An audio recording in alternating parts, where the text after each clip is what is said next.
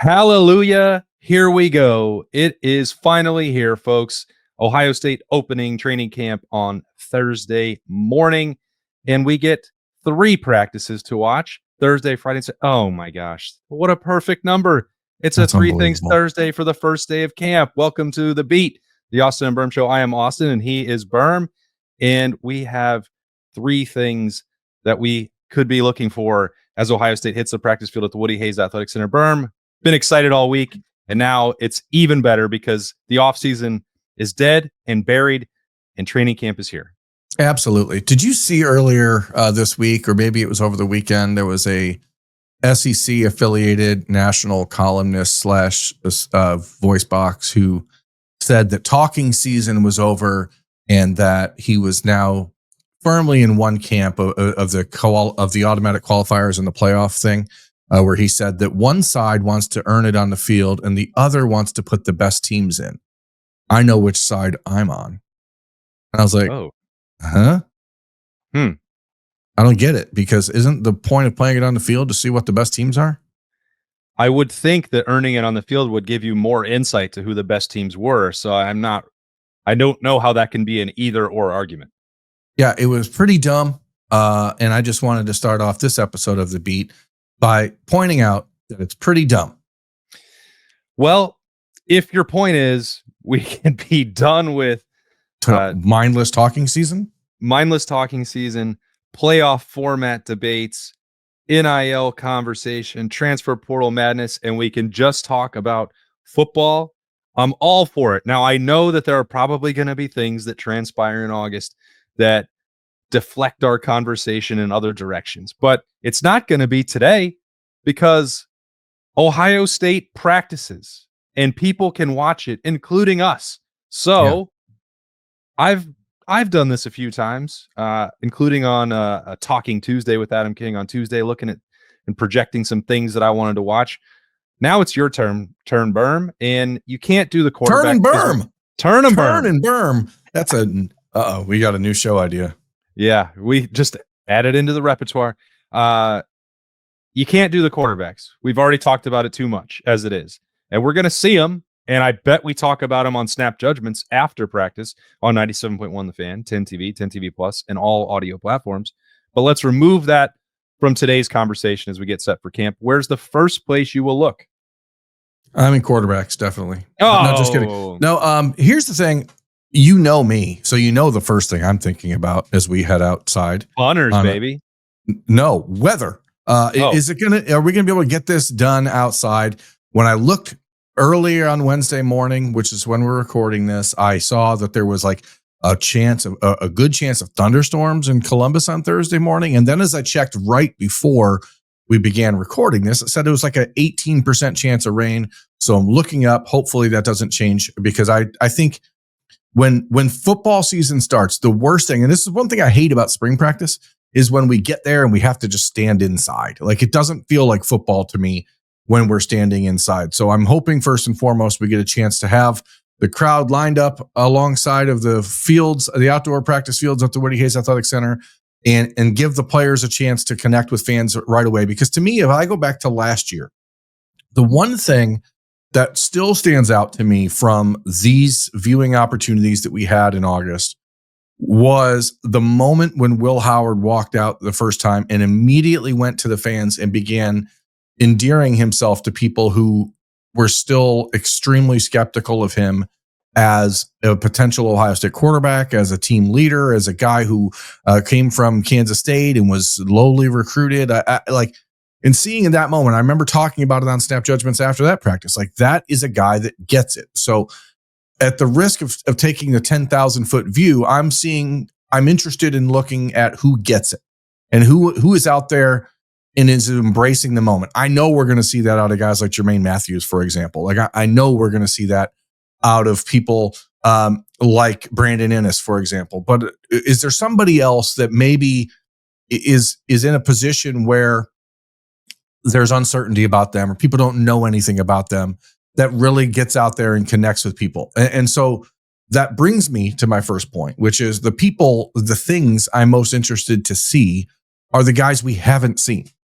Because while we do get a ton of opportunities to interact with the team throughout the year now in this new world of college football, and most of these guys are early enrollees, and most players are there from January on, the new spring transfer portal window and just a handful of summer enrollees has me wondering about the new guys. And that starts specifically with Bo Atkinson.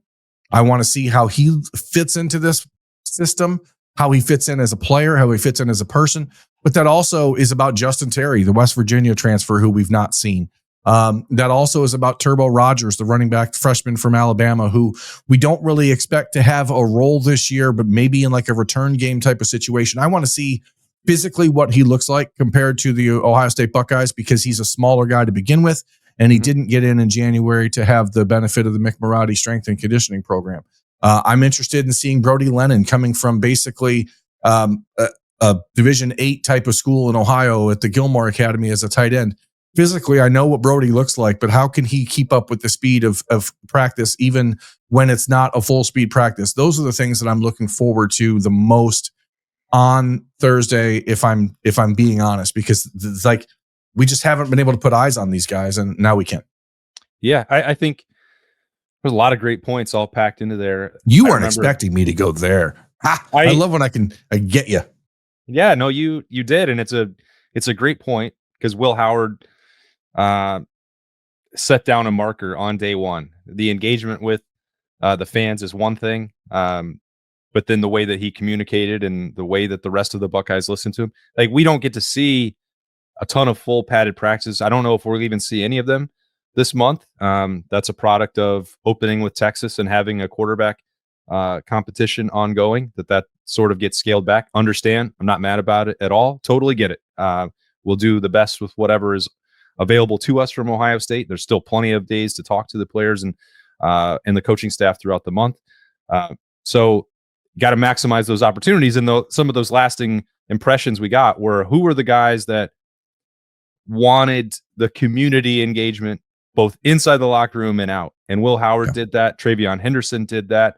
And you make a list. These are the ones that sort of get it. And that doesn't mean that you have to do that to be really successful, because I don't think that if Jeremiah Smith goes over there, he won't be able to leave for 2 hours. And that's probably too much time required of him because of his popularity. Same for Caleb Downs, potentially Sonny Styles, although I bet Sonny will do that anyway because he doesn't seem to mind. But who are the rest of those guys that do some of the leadership things, those public facing roles, voice of the Buckeyes type stuff, that you do get to see that on Thursday, Friday, and Saturday? Does somebody do it on Thursday and then it's like, I'm good, I did my part? Or do they do it all 3 days? Because that's what Will Howard and Travion Henderson did. They're going to be the first ones out there.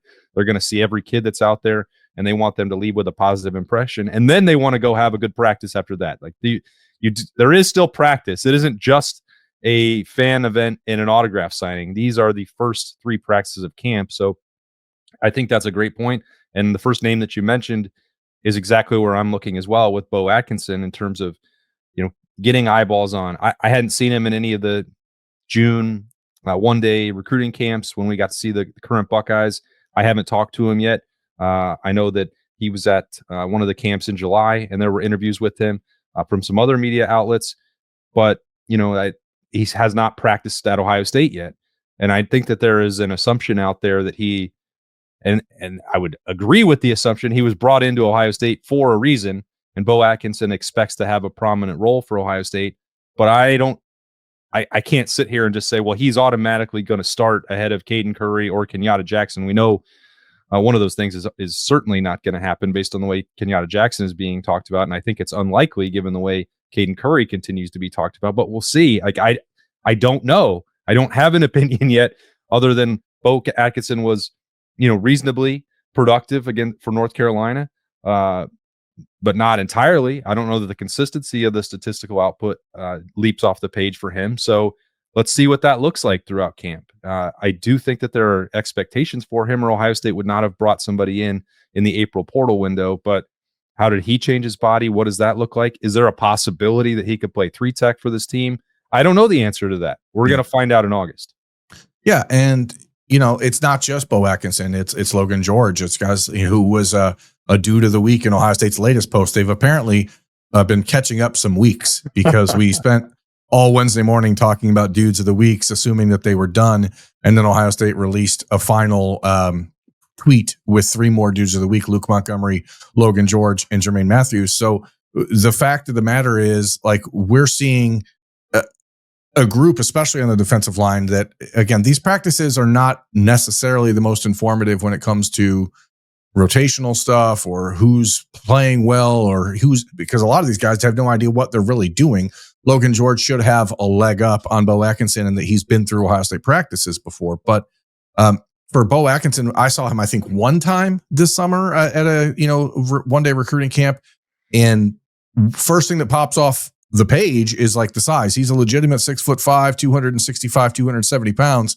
And that feels like the prototypical Ohio State defensive end that we've seen in the last handful of years with Jack and JT, at least.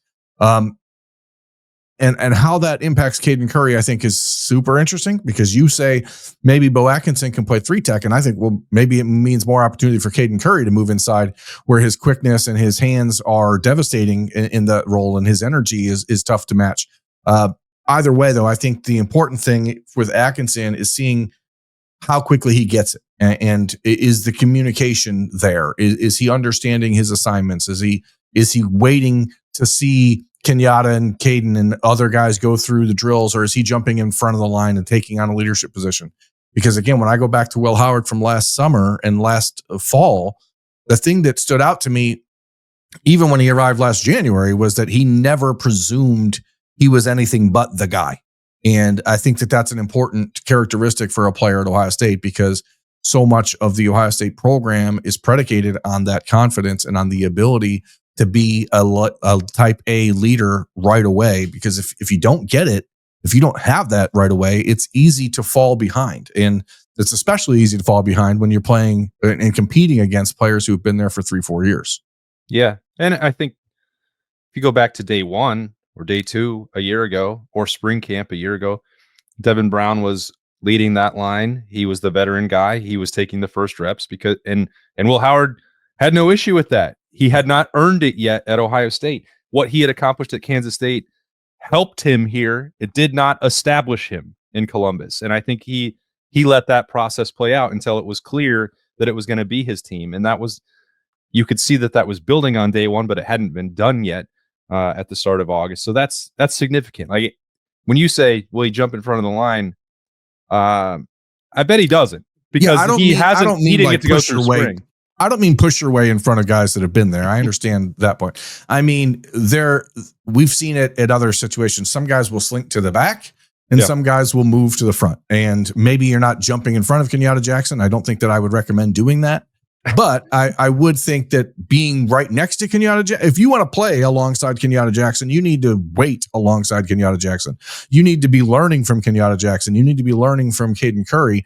If the younger guys, if Dominic Kirks and Josh Mickens are taking their reps, and I don't see Bo Atkinson talking to Kenyatta Jackson or talking to Caden Curry or to Miguel Patrick or Larry Johnson, then my ears perk up and I say, hey, is he absorbing this, or is he just there? And it's, again, I know nothing about Bo Atkinson as a person or even really as a player, other than what the statistical output from his time at North Carolina shows. So I don't mean to come across in any way suggesting that that's like something we've heard that is a possibility. But when you're asking, what are we looking for? That's certainly what we're looking for. And I feel the same way about even younger guys like Mylan Graham, who, we've talked a lot about this summer. We have glossed over Bryson Rogers a number of times, and I think maybe that's unfair, because I don't believe it's wise to assume that Mylan Graham is going to be ahead of Bryson Rogers in any way, shape, or form as camp starts. So I want to see, is Mylan taking on that type of role, or is a player like James Peoples, is he letting other people lead at running back, or is he the one stepping up? Like, those are the things that I really watch on day 1. I think that those characteristics and those traits are far more visible and far more easily evaluated on a day like Thursday and Friday than they are once the season's really underway. Are you telling me to cool it with the Mylan Graham stuff? Is that what you're saying? No. He's as talented as I'm not gonna do it, Berm. he's as talented as anybody on the roster, not named Jeremiah Smith at wide receiver, but I do want to see, like, again, I say this stuff all the time, and it's partly because I firmly believe it, partly because I want people to understand that it's likely true, is that the personality type at Ohio State oftentimes determines your success far more than your physical attributes. Everyone at Ohio State is really talented. Everyone at Ohio State was the best player to ever play in their high school. Like that's a pretty standard baseline for being at Ohio State. But the ability to get out there and to not shy away from the spotlight is a totally different thing. And I think that some guys get to Ohio State and allow the scope of the entire program to shrink them. And some of it's just because it's their natural personality. Some of it's because they are trying to develop into being a different type of man. And that's what college is supposed to be about anyway. Then you add the football element, and it can be just a very interesting opportunity for us to see these kids grow up. And, we've seen it already with Jeremiah this offseason and him taking on a more vocal role. And I don't expect Mylan Graham to be in that sort of outgoing position, but I would like to see a step up in his visibility when it comes to being out there and being demonstrative and being a leader. Well, here's a spoiler for you, Berm. This is going to happen on Snap Judgments. Woo. They're going to be mostly running routes on air. They might go a little 7-on-7. There won't be full contact. Mylan Graham's going to have that number 5 jersey on. Fans will be watching. Someone's going to be like, "Is that Garrett Wilson out there?" I'm like, "No, it's just the next Garrett Wilson." And then he's going to make to yourself. That's the question. I'm going to be over there. You're the person who's going to say, "Is that Garrett Wilson out there?" I already know. I already know it's not. That's the spoiler alert. You're the one who's going to say that. He's going to make a catch during practice on Thursday. I just know it. I feel it. I bet he makes a catch too. I mean, I'm talking about one that everyone is talking about.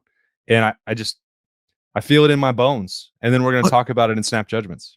I hope that's the case. I believe nothing more than firm, fast, like competitive, aggressive, fighting bulls running into each other, Billy mountain goats jamming each other's heads into each other's heads. Like that's what I want to see at football practice. So I hope he does that from a, not literal standpoint, but just a guy out there making plays and forcing you to pay attention to him. That's what I want to see out of players who are 5-star recruits. I want to see like demand that people talk about you.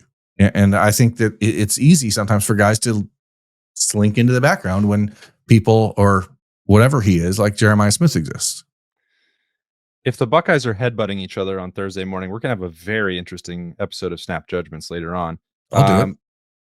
All right. Third thing to deviate away from what we're watching is a question that, a philosophical question that you had about what makes the first day of practice a success. Yeah, because it's hard when we're out there on a day like Thursday, when there isn't real football being played, when there isn't a lot of contact happening, when there aren't live bullets, to use the parlance of our time, flying around out there. So like what matters? What makes it a success? I think the first and most obvious thing to say is that get out healthy, right? You don't want to see anybody. We saw it last year with Tyleik Williams, like 2 reps into the day, having to come off the field and put a knee brace on. And the whole month of August was Tyleik okay? Is Tyleik okay? We saw it with Donovan Jackson. Like, why isn't he out there? Like, so as long as you get out there, and this is a little different circumstance than last year. And by a little, I mean a lot, because there's no, last year's team was 80% guys that we knew were going to be the starters. And they played 2,000 reps and they didn't need a lot of this other informational, instructional type of practice. That is not the case for this year's team. So missed reps and having to come off the field for nagging injuries on day one, I think is a really bad problem to have if you're an Ohio State football player or any football player on day one, right? What else? Yeah, I think, this is what, 13th season, 14th season covering 14th. Ohio State, and then some before that at Tennessee and Wyoming. So I've heard all the coach speak, and I know that the way that they're going to talk about the first practice, there's a long way to go, and this wasn't real football yet, and we didn't hit each other. So what are they actually looking for? By and large, every assistant coach and the head coach are hoping that they don't have to restart a drill. So what does that mean? Knowing where you're supposed to be, getting there with urgency, practicing with energy, executing at a high level. But I've seen this not every year, but a lot of years. And it doesn't mean that you can't catch back up later. But if you have to restart a drill on day one, and I've seen coaches do it, I've seen this coaching staff do it, and I've seen the one before it do it, they don't like it. And it can help you send a message that, hey, summer's over, snap back in. This is training camp. That is what acclimation periods are for, is so that once the pads are going, you're not wasting time, you're not wasting opportunity, you're not wasting hits on the body, but get to where you're supposed to go. And a true freshman, someone who showed up in late May or early June, they've never done this before. It's fine if they make mistakes, but make sure that, as you mentioned earlier, follow the veterans, follow the line, make sure that you're not the one that's tripping things up for somebody else, because there are a lot of new starters on this team. We've made that point a ton. They have to replace the veteran leadership and the guys who it was. They knew the order of the drills and the way that they were going to be executed like the back of their hand. That's not going to be the case for the vast majority of these guys, at least being front of the line, or for the freshmen doing it for the first time. There may be moments of confusion, but Ohio State's got to get past that quickly. This month, Ryan Day has been doing this countdown to the Texas game since the end of the national championship. He is not going to want to waste a single moment, including on day one. So, make sure that you know what you're doing, and don't force Carlos Loughlin to make you do up downs because you didn't show up to the running back drill on time. Yeah, these 30 days between now and the Texas game are going to go by real damn quick. Let's just be upfront about that. I asked one of the Ohio State assistant coaches, I'm not going to say the name, but I asked what makes day one a success, because I wanted it from their perspective. And this is what I was told. Communication and effort, number one, because they're all super fresh. No one's hurt.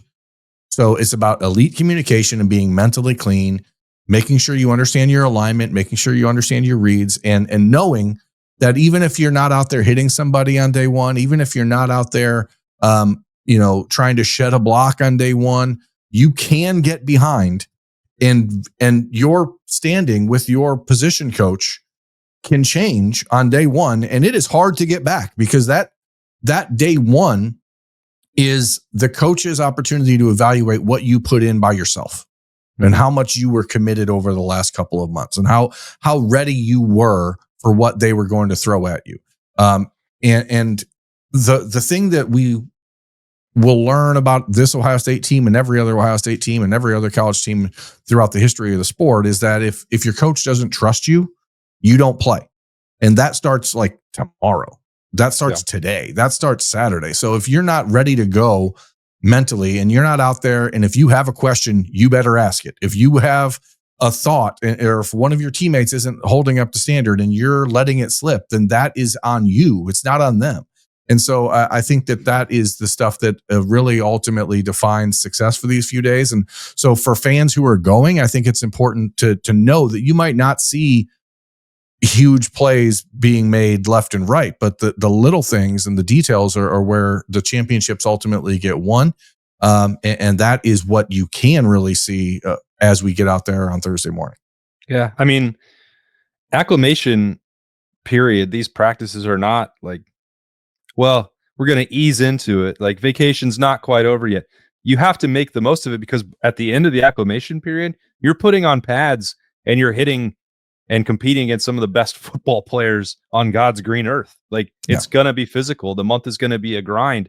If you don't take these 3 days and maximize them, then, as you said, next week you fall behind. And this train does not slow down at Ohio State. They are barreling towards an opener against Texas. And if it looks like there's any question, any doubts in the mind of the Ohio State coaching staff, then they're going to look for the next thing, because they don't want to go out and look confused or embarrassed against Texas. Like, they know that they won a national championship, but the honeymoon would be a short one if they go out and don't look like the Ohio State Buckeyes, or look like the reigning national champions at the end of August. Attacking national champion. That's right. Great term for it. I love that part. We're going to attack and dominate the coverage the next 3 days, or at least we're going to do our very best during the acclimation period. If you're out there, want to come say hello, please do. The Fan will also have live broadcast going on. Morning Juice will be out there T-Bone and Tyvis will be out there. Bishop and Friends will be out there. We will be out there. If you want to come chat with us, we'd love to say hello as well. Really excited because this offseason has been long and difficult and pretty unusual. And now we're getting ready to get back to the business of talking football and not talking nonsense. Although I bet there's a good chance that we do that too. We'll see you for some snap judgments after practice number 1 at the Woody Hayes Athletic Center. Enjoy your Thursday. From the Austin and Berm Show on the Beat, I'm Austin. He is Berm. So long.